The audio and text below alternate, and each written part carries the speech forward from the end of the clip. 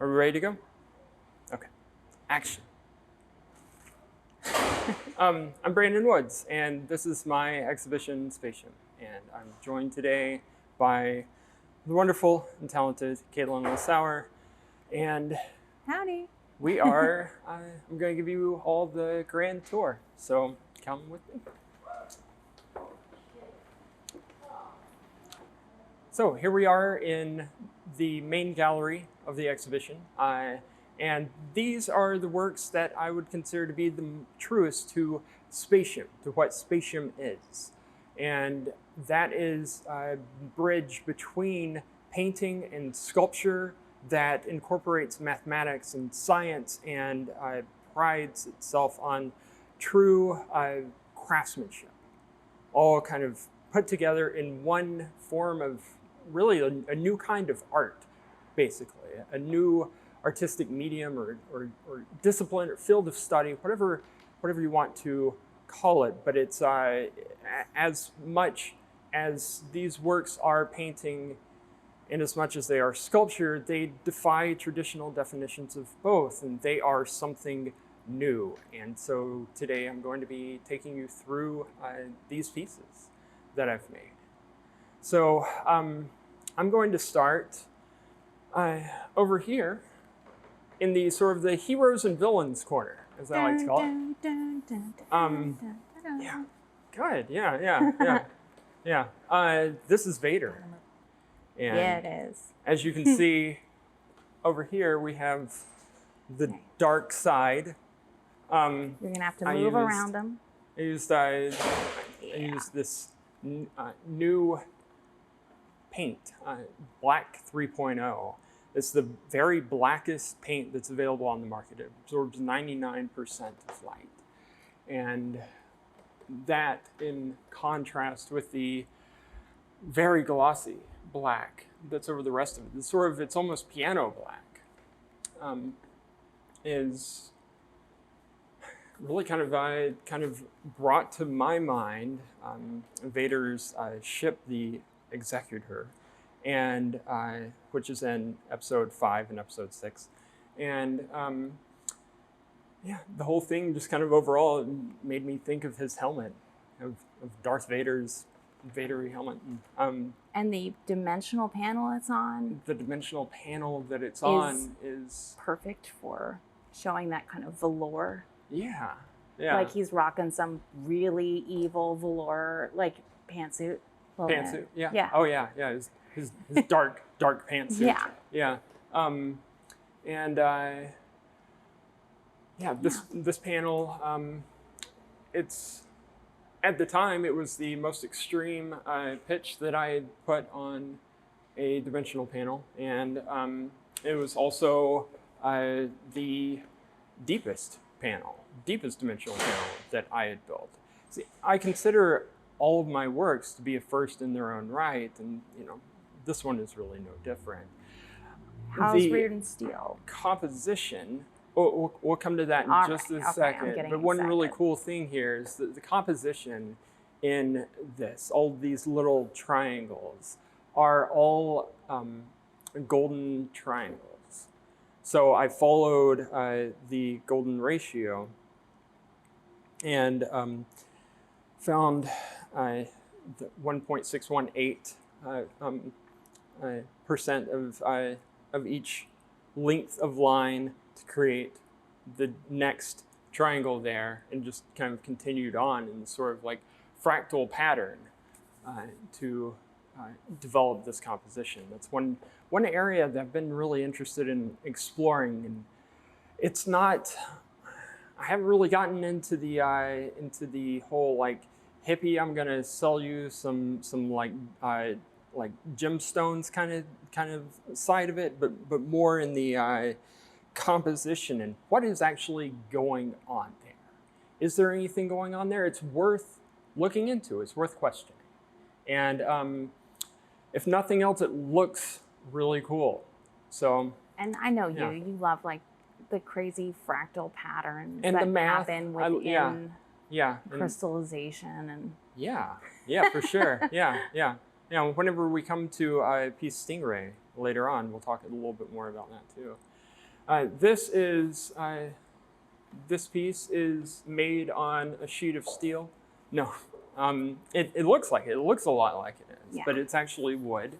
And I called it Rearden Steel, or Caitlin Yeah. called it Rearden Steel. And it's after the hero from Atlas Shrugged, and by Ayn Rand. And it's a symbol of virtue and sort of like who Hank Rearden was in terms of he was an innovator, and he was really very much his own man, and he created something wonderful. He did what he loved, and he made good work. And those are sort of my two core tenets. Those are number one and number two for me, and what I seek to do. That's you. And so Hank Rearden is I feel like he's a good example to follow. All right. And so there's our heroes and villains kind of thing. Main mama piece. Yes, the centerpiece of the show, Ascension. And this piece is the biggest dimensional panel that I've ever made. It's certainly the heaviest. And I knew that even just whenever I finished constructing the piece, that it was going to need to be the centerpiece for the show. And since I had gone so big with the size, I knew that I wanted to go really big with the content too. And I went as big as I think that you can possibly go, because the piece is about God and outer space. And so my initial inspiration for this piece was a Romanesque cathedral that they've constructed recently near me, that looks like they plucked it out of 12th or 13th century Italy and just dropped it down into 21st century Knoxville. And just seeing the beauty and kind of, I guess, the majesty of that, being reminded of the great cathedrals in Europe, where talking more about Gothic cathedrals, but the lux nova, the holy light, that whenever you would come in, you would be enveloped by it, and your eyes would be immediately drawn up towards the heavens.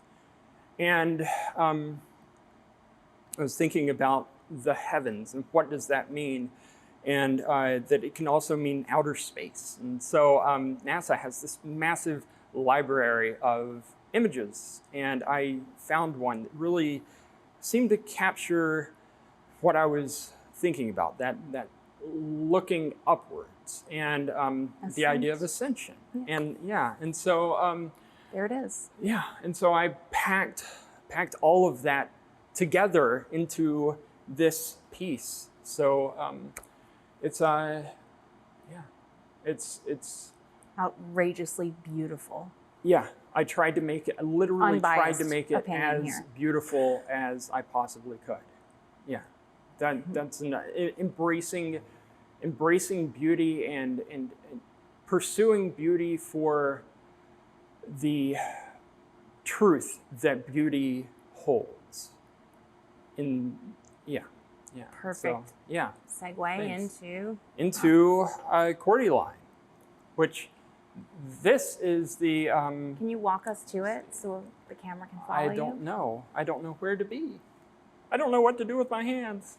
Maybe if you step over here. Move me. That other way. Move this way? Yep, there we go. Hi. Okay. All right. This is Cordyline, and this is two paintings. Kind of. Yeah, it's a twofer. You get two for the price of one here. No, it's It's 2 panels, 1 piece. It would be a diptych if it were joined together by a hinge. That's some real art history jargon for you. But it wouldn't be you if it wasn't some hot jargon nonsense. I've got to throw it in. I've got to throw it in there somewhere. Yeah. I mean, how will people know that it's a true granite wood? Exactly. Yeah.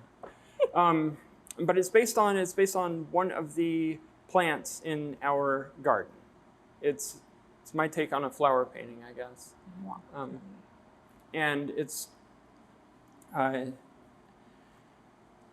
the Cordyline is a plant that has these intensely dark green, almost black leaves.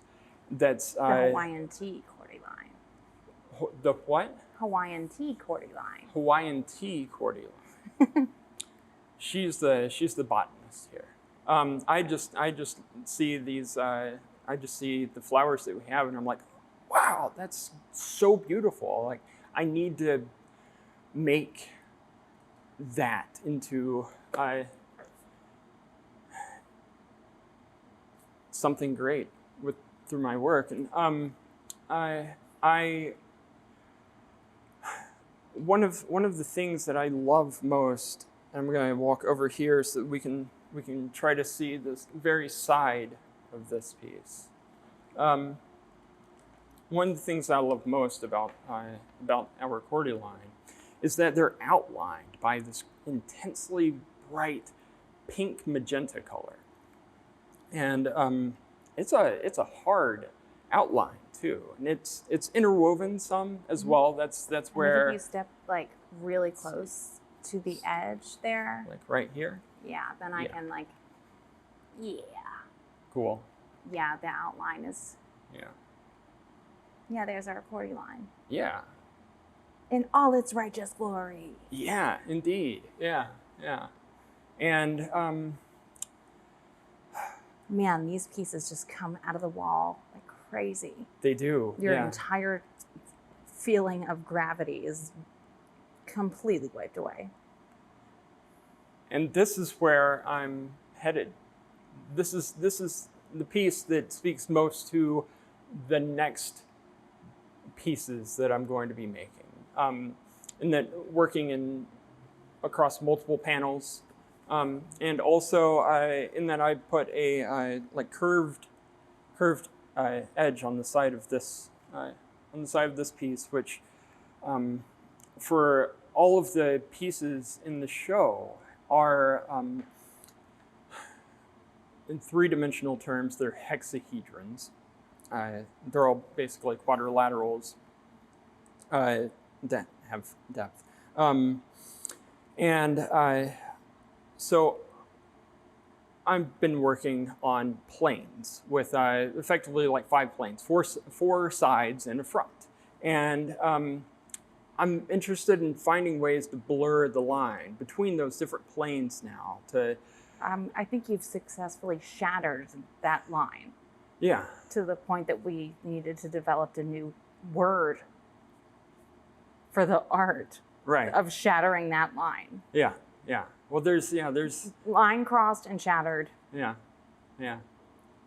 Sorry, the truth there. You get across the bridge, and then you see that there's just a lot more bridges to be crossed, I guess. It's the idea of I always think of myself as being in the middle of what would effectively look like a minefield, but it's just full of rabbit holes.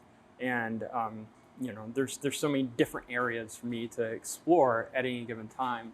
And this one's where you're going to be working next. This is like a good image of next pieces will be in this vein. Yeah, this is the... Unless you get a new discovery.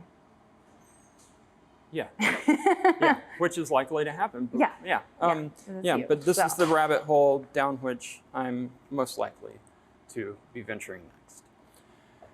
Now I want to show you... Not autumnal? Okay, yeah, let's go look at autumnal. Sure.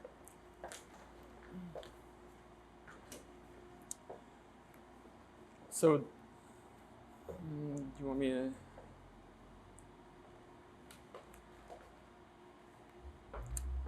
So this is Autumnal, or really Autumnal II, which it's named after one of the pieces from my Eureka series from 2017, and it's a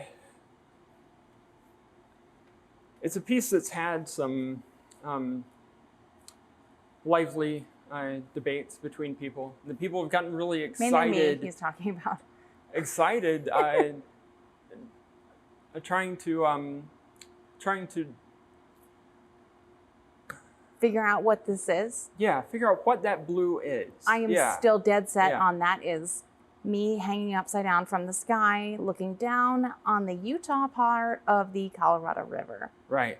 Yeah. I'm holding steady on that. Yeah. And not autumn leaves with the sky. Yeah, and that's been I've had some people like Caitlin who they say that's what it is, and there's no way it can be anything else. I'm sticking to it. And they're happy with it, and that's awesome. And I have other people who say, well, I think that it's this, but it could be this or that or the other thing. And they can just keep going. How do you feel about that? And it's fun.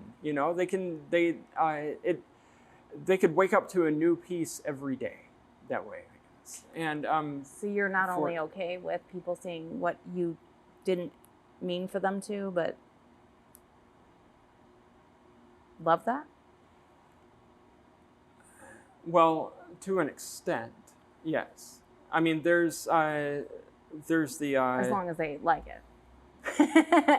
there's an idea in art that there are no wrong conclusions that one can draw.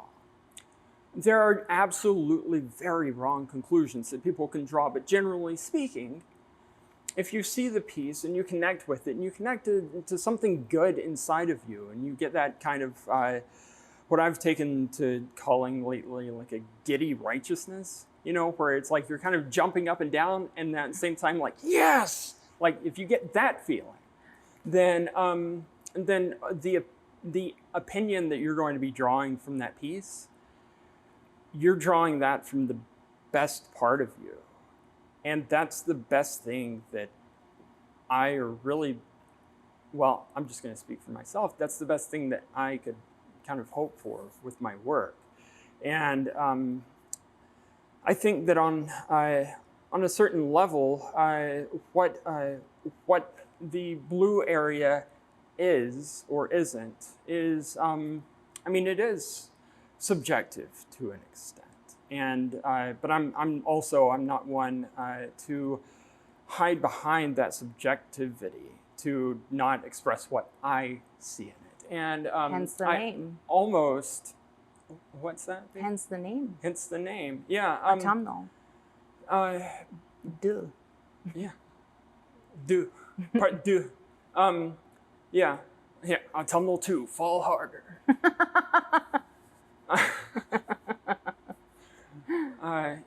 I thought about calling it my favorite color for a minute there.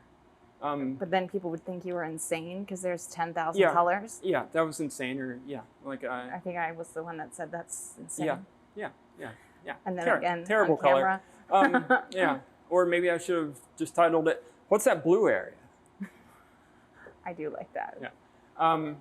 But what I see in this piece is what I was trying to capture in this piece is the color of the blue in the sky in October in Tennessee, which is my very favorite color in the world. It's a incredibly intense, vibrant blue that is made that way through color theory, basically through whenever you look up at the sky and all the leaves have changed colors and they're red and yellow and orange, the contrast that creates against the blue sky creates a sort of more of a vibration to your eye, the blue looks more intense because of that. And I love that. And it's a great color. And so I wanted to try to capture that in this piece. And that's what I hope that I did. Yeah. Yeah, you really did. Yeah. All right. Let's see. Favorite title of yours? Just go over here. Yes. Oh well. No. Like let's go to that one. Yeah. That's my favorite. Rococotton Candy. Yeah. Which it's like. Because a whiteout one. Which is what? It's just really. Okay. I see. Do we need to fix the? Hold on. We got it? Sure. Yeah. All right, we're back in business. So, Rococotton Candy. This piece is, I think of the Rococo as being really fluffy. And I don't really necessarily think of it as the seabed, the seashells that it is, to which it's usually, or to which the title, I guess, the word Rococo refers. And just so you know, Pink Sublime is also just right in there. It's right here? But they're so lovely together. They are, yeah, the green and they look great together. Yeah, this one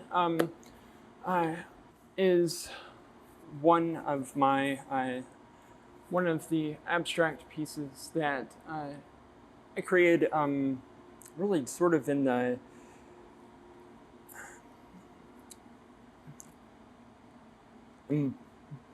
immediate and inspired moment of just kind of intuition.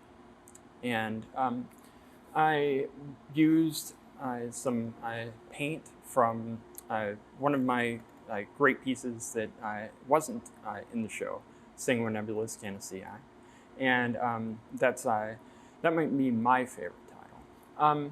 And the pink and the orange, they're lovely and they're sublime. And then Rococotton Candy. Yeah. Also lovely. Yeah, which is also lovely, and it's also it's got that kind of the just sort of subtle layered beauty. Yeah. So, I could go crazy in an art history lesson, but let's not. Let's move on. Let's nope on that. Let's see if we can get this in the shot. If we camera can't find you.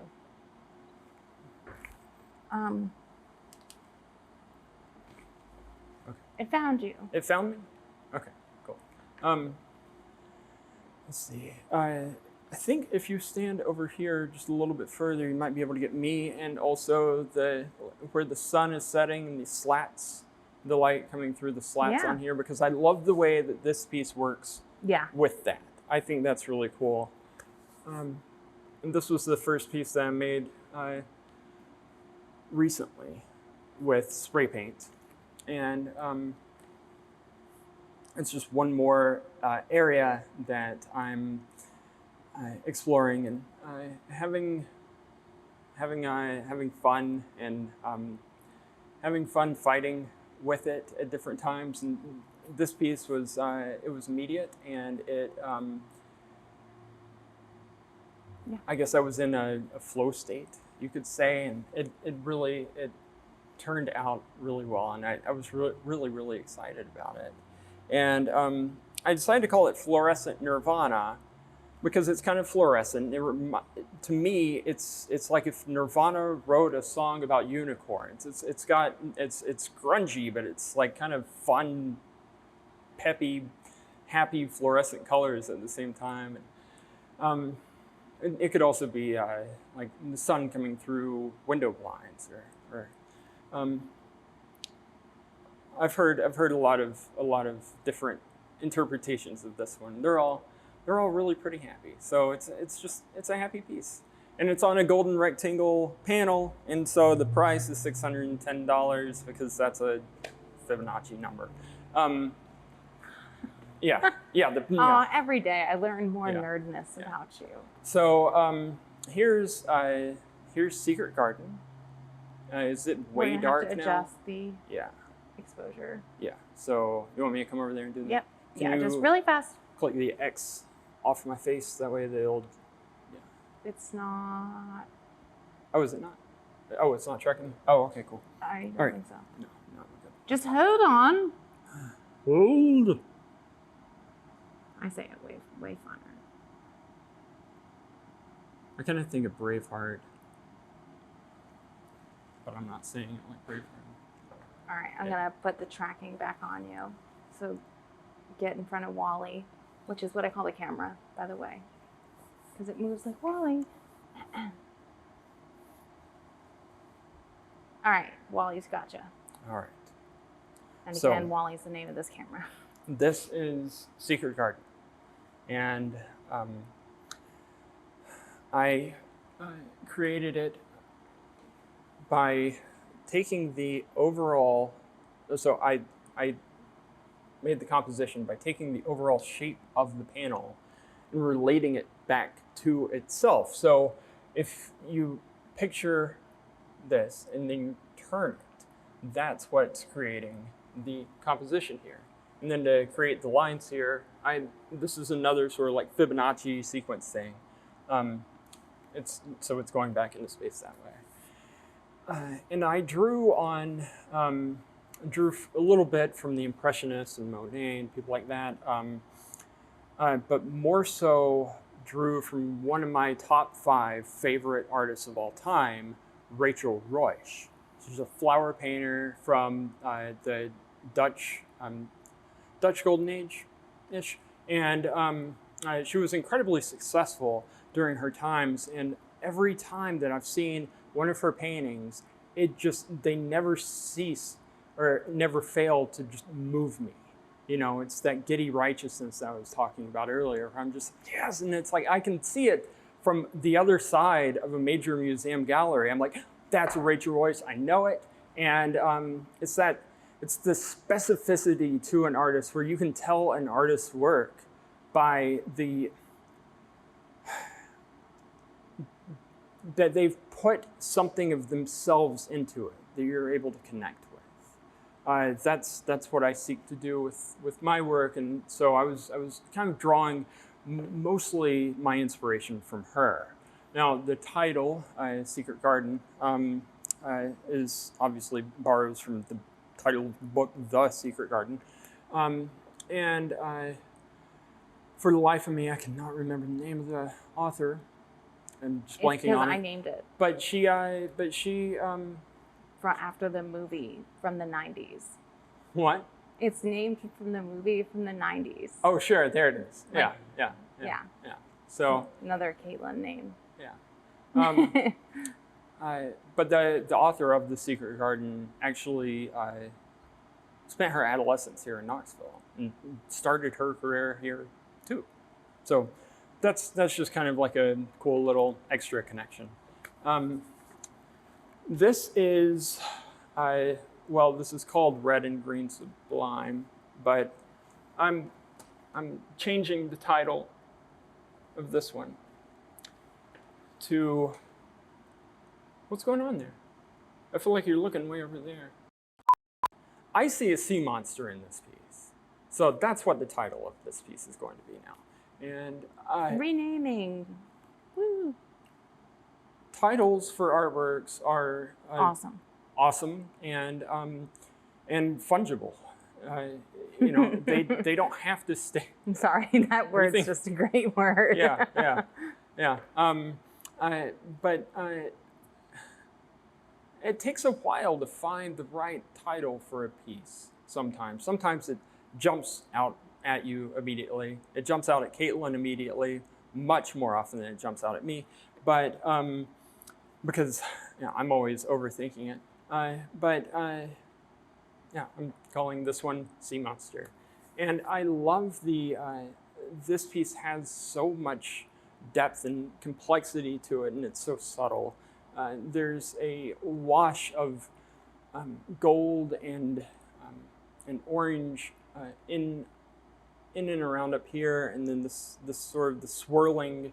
What I see is like the sea and the red sky. It's really just it reminds me of Turner, I guess. If Secret Garden was my Rachel Roish, this is my JMW Turner. Let's put it that way. And now we're going to be moving on over here to some other really exciting pieces. Okay. Vie de Sirène. Yes. Yeah.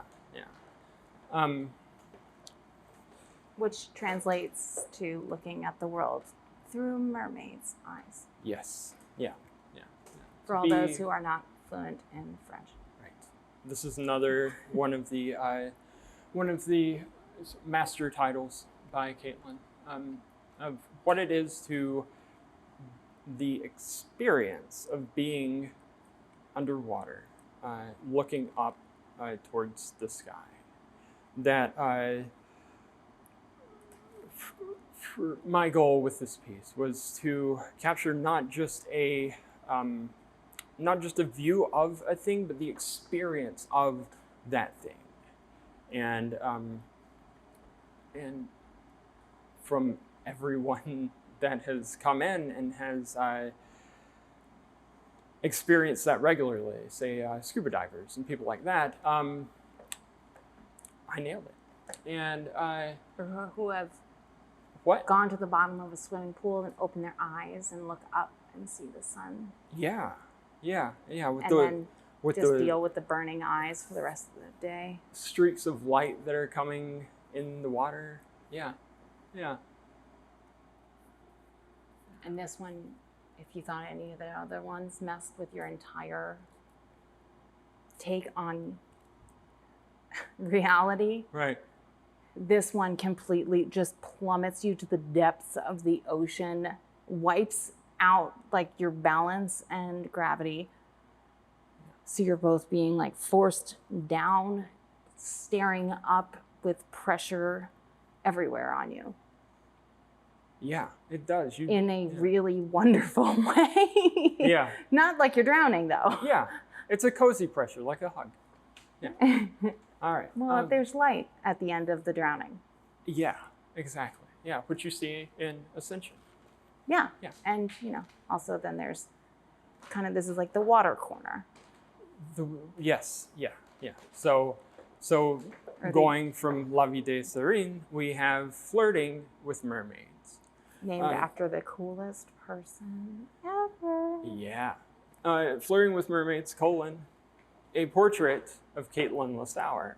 And this is my portrait of the lovely, beautiful Caitlin Lissauer. And it's also why I'm not on camera, because those lines across my face are rough. Yeah. And it's weird how your face is just split in half like that. Yeah, and how I'm down deep in the corner. Right. No one puts me in the corner. You're so short. There's a completely different process that I used whenever I was creating this piece. I worked on it only whenever I was thinking of happy, loving thoughts about Caitlin. And whenever I was listening to the music that speaks most to our relationship. They say that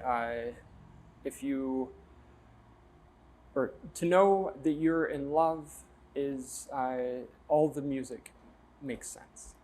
And some songs still speak more than others. And so whether that's songs that speak to us dancing under starry sky, or walking home with fireflies dancing all around us, or just rapping along with Thrift Shop in the back of a car outside of a storage unit. It's just, it's the really joyful memories and just that love that I poured into this piece. And so my portrait of her is my expression of her beauty and her depth and mystery and just everything and mermaid princesses. Yeah, everything that just makes her so wonderful. Yeah. And like, I think this next one though, in this water corner. Yeah. Kind of my favorite name I've ever come up with, other than Spatium. It's a great name. Yeah, yeah.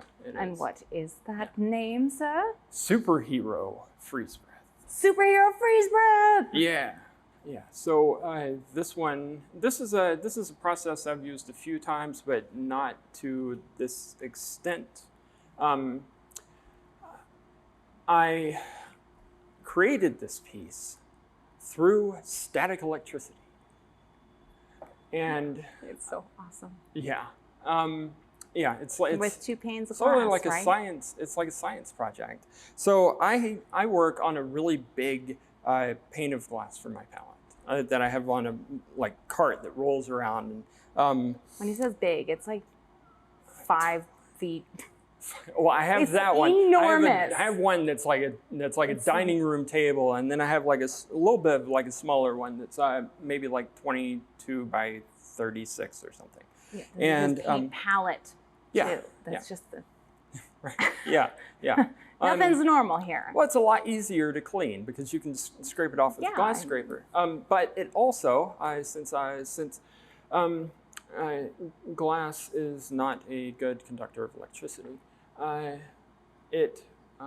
whenever I took the panel, since it's on this rigid panel, I was able to press the panel down into the glass, and by doing so, which the glass had paint on it. So I'm pushing the panel into the paint that's on the glass and building up a lot of friction, which was released as static electricity when I pulled the panel off, creating these veining patterns, which in scientific terms, they're called Lichtenberg figures.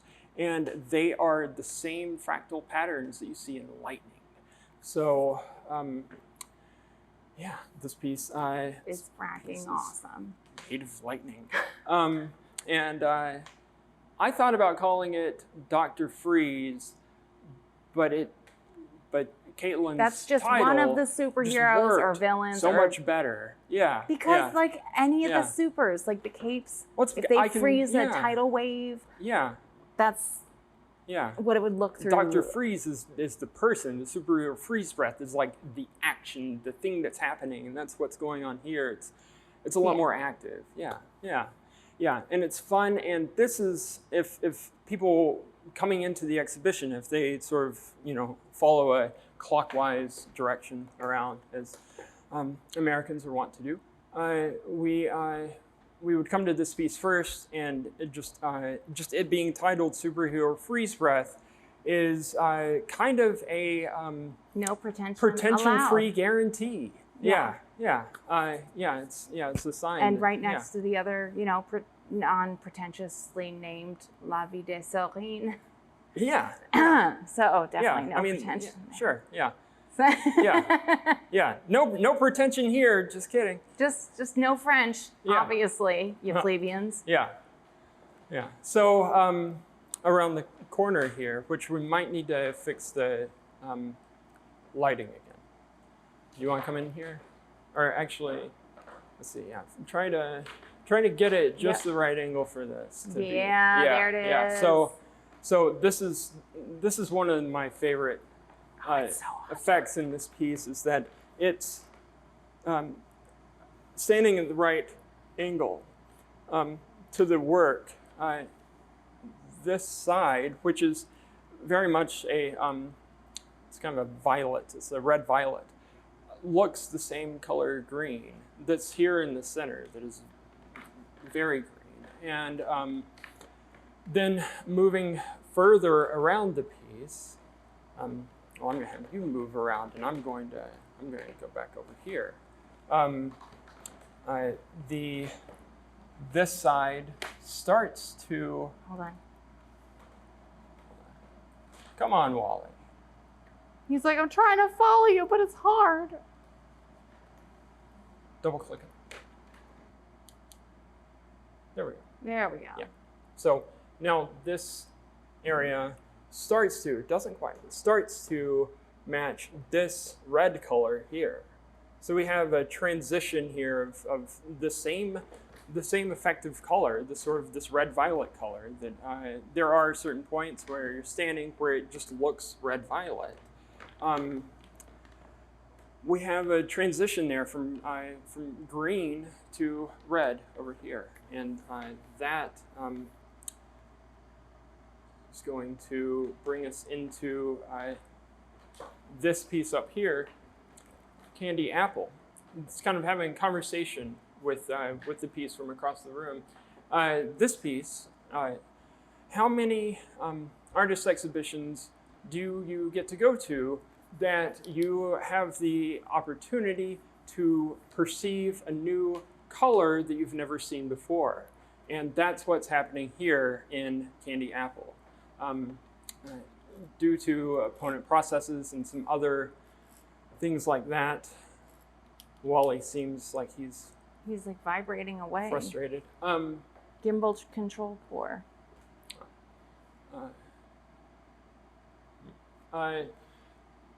We shouldn't be able to see, that is, we shouldn't be able to perceive. Science says that we shouldn't be able to perceive the color red-green, but in this piece, you can.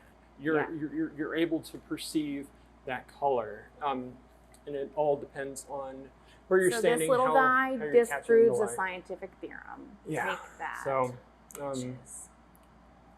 yeah. And it also just looks so beautiful. Yeah, it's also gorgeous. Yeah. Yeah. So. Sorry. Back to you, Brandon. Now with sports. Yeah. Now with sports. As a continuation of this kind of color theory lesson that we're having, and the idea of how we see in red, green, and blue, we have Stingray, which... and this dude's awesome. Yeah. This is... I created this after I thought that the panel itself looked like a stingray. And I was thinking specifically of the blue spotted stingray, and I started doing a lot of research on it. I had just reread Walter Isaacson's biography of Leonardo da Vinci, and Leonardo da Vinci is very much a kindred spirit to me, both in terms of the good and the bad, because man had a lot of demons, and God knows I do too. But I kind of took a page out of his book, and I started really investigating how do stingrays work? How can I put that into this piece? And I had Caitlin help me a lot with that too. But yeah, do you know how it took hours of trying to do different swimming moves so we could study the musculature? That I was trying to illustrate. Yeah, this is whenever she's the butterfly stroke, taken pity on me for having watched probably 2 or 3 hours of stingray dissections on YouTube instead of watching see them how swim. The anatomy and things like that work. We drew topographical musculature maps. Yeah, well, yeah, because I wanted to know how it moved, but for the dots on here, I noticed that the center of the dots on the blue spotted stingrays seem to be a little bit more reflective than the rest of the dot is. They're more reflective in the center than they are on the outside.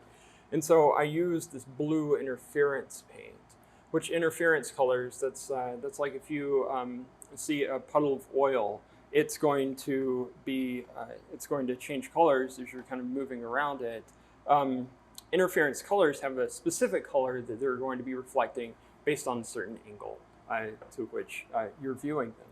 And with that interference blue, I put a blue light up overhead so that it would really bring out, make that blue pop. And a really exciting consequence of that was also that the piece cast this yellow shadow beneath it, because it's blocking the blue light down here. And so we're seeing the red and the green light mixing together to create yellow on the wall. I've had people that are convinced that I painted the wall that color, and I'm like, they're like, look, and I'm like, but just look at the shadow that your hand is casting. And, you know, yeah.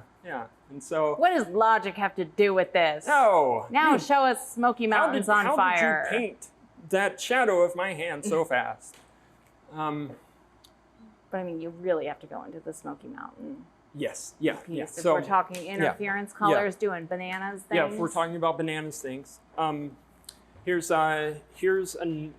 So the theme, I guess, the overall theme of this this exhibition is dimensionality, and this is a different exploration of dimensionality in that it rather than activating the space through the panel kind of coming out into the viewer's space, the work activates space around it through light, the light that's coming off of it, and it's like creating going bananas right on the creating like a top scene. and right side.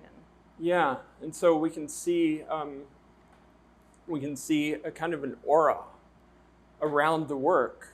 But he did not paint around it. Yeah, I did not paint around it. Yeah, it's just this is the color. That's the but how light bouncing can you be off sure? of the panel and onto the wall. So for as in comparison to a lot of the works in here, this is probably the most frontal piece I would say of the show. It's best whenever you're viewing it just straight on. But it also creates an kind of an experience very, very similar to La Vie de Sirène. And let's see, do we want to talk about? I want to talk about the magician's rabbit. So which it's not named, but I say so. This is Caitlin's name. It pops out of the wall and it's like, hi. Yeah, hi. I'm that white rabbit. Yeah. I disappear sometimes. Yeah. Into the wall. Another name for it is A Quiet Moment, which I feel like they're both good titles. I like The Magician's Rabbit. It's a happy. I like this little happy moment that's happening on the side here. These dots. I know. Look at how they're happy. Fun. Yeah. Yeah. And then the way that the white kind of it makes the piece sort of fall off the wall, and then reemerge. It's just very cool. Yeah. And the same thing really is kind of happening over here with VULCAN too, which VULCAN is another one of those that is. It's a title where it needs just oodles of explanation. The distance between the title and the work are pretty far, and because really honestly it probably should have been called Piano Keys or something like that for the for kind of obvious. Maybe that would have been too obvious. I thought about the white keys or the blacks. I think the black keys is taken. Yeah, both of those. The white stripes are the black keys. And yeah. I got them mixed. I know band names. Shut up! I promise I don't either. But the composition just followed just enough of the sort of a V shape to make me think of like VULCAN, Live Long and Prosper. And so that was where we're not nerds. Because we are really cool. Normals. Well, we are cool. So I called it VULCAN, and I wrote it with its VULCAN is even probably more accurate of how you would say it because it's all apart. It's all awesome. they're all capitalized, they're all spaced. Because in my mind, it's like a movie. Seeing like title coming up on the screen and then like spreading out really wide, and but VULCAN too, there's some nerdy art history stuff going on here, just kind of running down the rabbit hole. Vulcan being the blacksmith, and the sound of his blacksmith's hammer being that kind of steady, percussive sound. Piano is a percussive instrument, and there we have the black piano keys. So it all kind of, I guess, ties together, but it's a little bit of a journey getting there.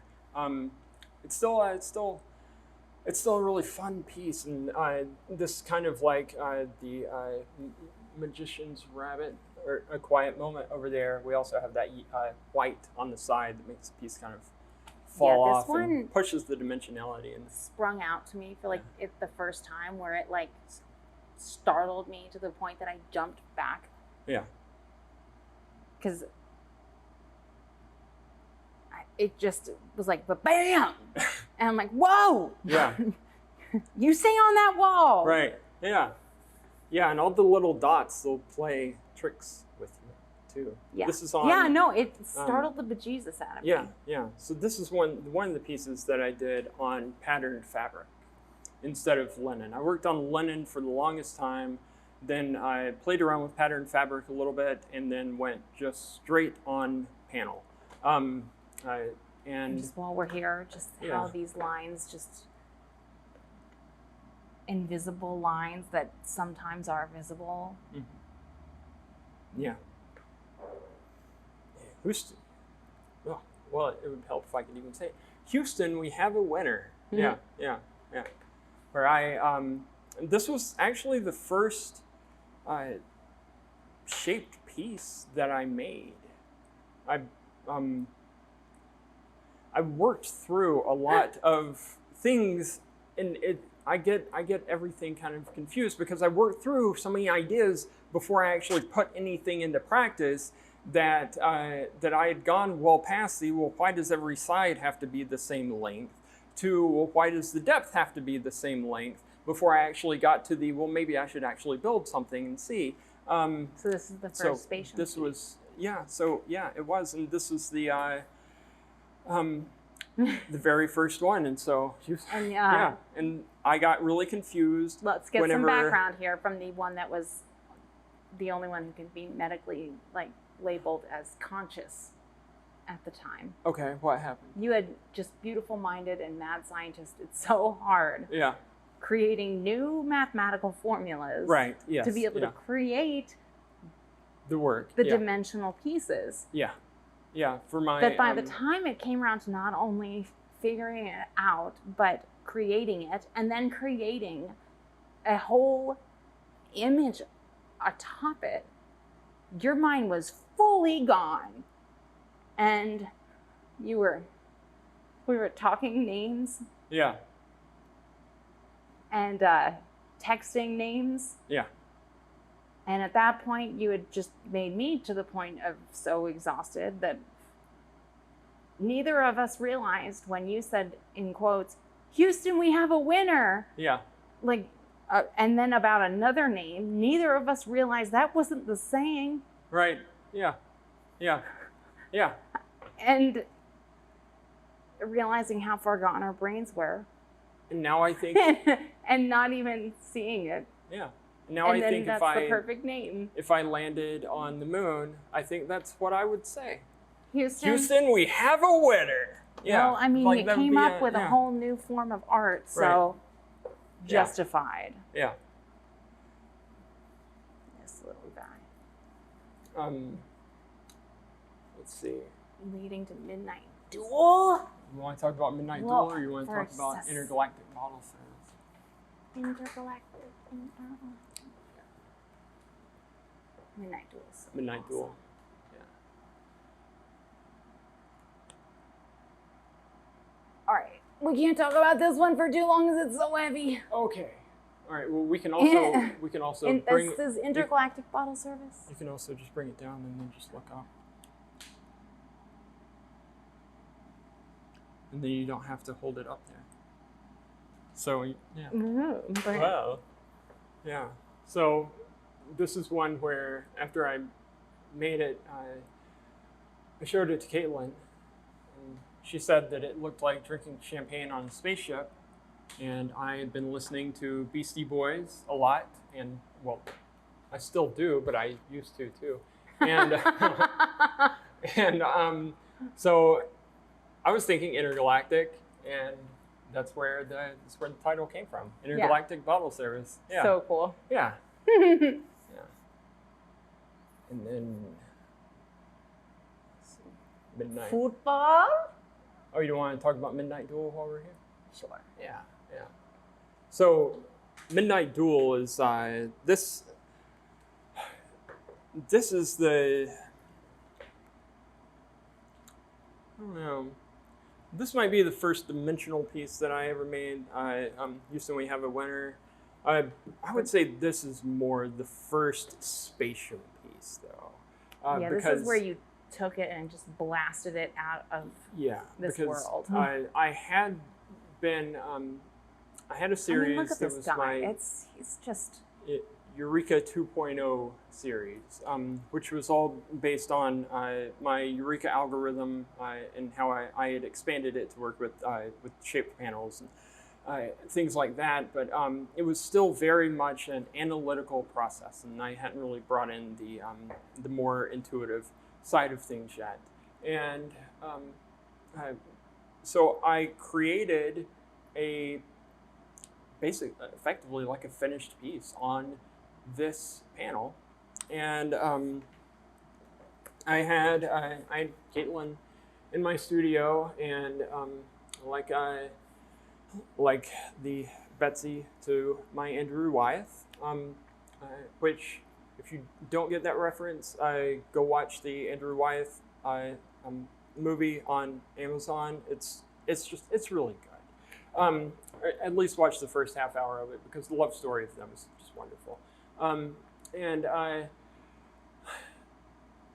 She said that she didn't think it was totally there yet, that it wasn't totally finished. And so I spent some time with it and just decided to just kind of break the rules and get out of, get out of the box that I had built around myself with my Eureka series, that I'd crafted it so well. What? If I recall. Say it out loud. What? Well, if you may recall, the accurate truth of the thing. You had created this brand new, you're right, this was the true first Spatium piece. Mm-hmm. And seeing that, and you had the blue down, like the background. Did I? And it was following the course of the angles on the exactly. Yeah. And I said, this piece is defying everything. Yeah. Yeah. And it's completely warping and taking control of everything about your own reality and the world. Yeah. So make it do that more. Yeah. Really take the reins and have the lines just make it mess with you further. Yeah. I think that was my exact words. And so you see the I'm great at making abstract imagery. She's great at kind of putting it into words, maybe. Or just critiquing. Yeah, just critiquing. Yeah. Being a jerk. Yeah, and she calls it like it is, and that's I appreciate that because people people being yes men and things like that just leads to bad work. Yeah. So the Midnight Duel comes from and I don't know. Wait, right. What don't I know about what Midnight Duel? Okay. So the Midnight Duel comes from a vaporwave name generator, where my name was it was Midnight. It was Midnight something. It sounded really cool, and I had this midnight in my mind, and then then the Duel is it's just sort of a play on words, where it's sort of like the dual DUAL idea of both the work itself, in that this is a piece that I created on top of another piece. It's the duality of the kind of dual hemispheres of the work, where this side is the more of the illusionistic space in terms of creating volume, and then this side is the illusionistic space in terms of depth, creating the illusion of depth. And I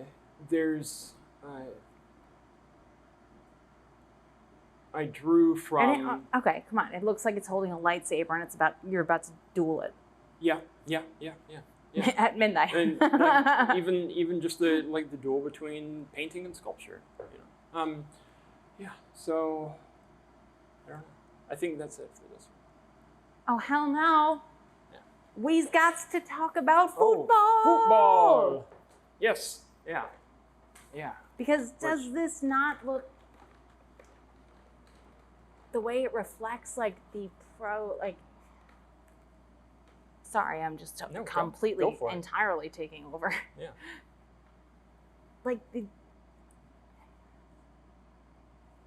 That's just you've got to be a Beckham essentially to get the insanely awesome, the uniforms that you'd get for, essentially World Cup players and winners.